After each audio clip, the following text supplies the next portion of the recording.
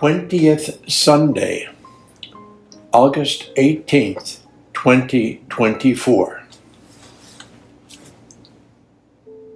I hope you listened carefully to St. Paul today, for his letter speaks to all without exception. It was directed to all of us as we gather for prayer. Although written for the people of Ephesus, and he was probably not even thinking of us, his words are so important, reminding us how we are to live. Watch carefully how you live, he says, as wise people.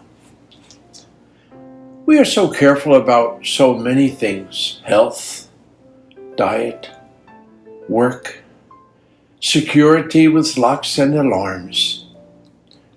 Are we as careful about the things which really matter? How about our spiritual welfare? The commercial which asks, how about caring for our brain? We ask, how are we caring for our souls? Paul tells it like it is. These days, he says, are evil. We don't have to think twice about that. The news is constantly reminding us of war, stabbings, hate. Evil, another name for the devil, lurks close to us. St. Peter's letter describes him as a roaring lion ready to devour us. Take the letter D off devil, but watch out. How careful are you to avoid his traps, snares, and cunning, evil in all its forms? Paul asks us to move from ignorance, trying to understand the will of God. How often people use the expression, God willing, or if it pleases God. That is our task as we claim our Christian inheritance. And then Paul describes people singing and praising God from their hearts with gratitude. Take a moment to ask yourselves, what is the will of God? His will for me at this very moment. When we pray the Lord's Prayer in a few minutes, we will say, Thy will be done. What does he want? He wants us to be saved and come to knowledge of the truth, to come to him today and for all eternity.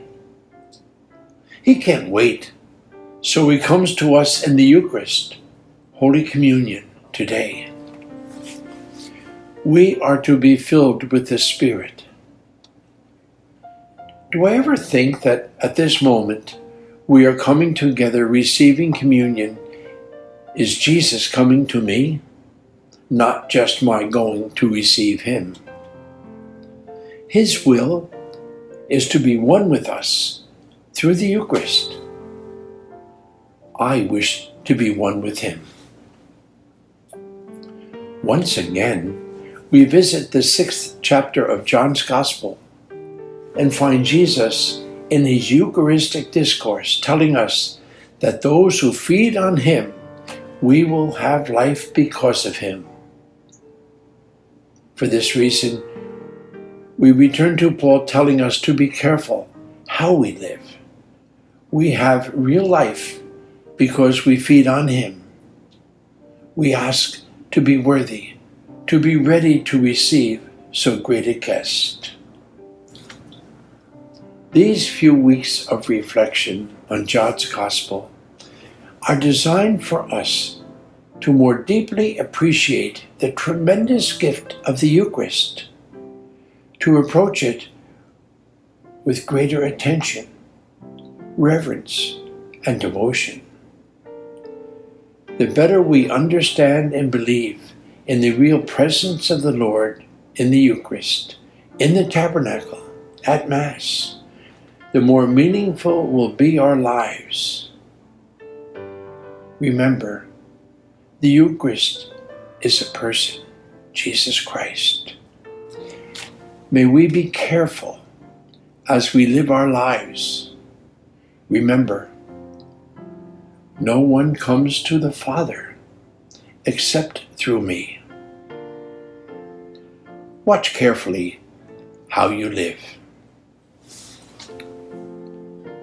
God bless.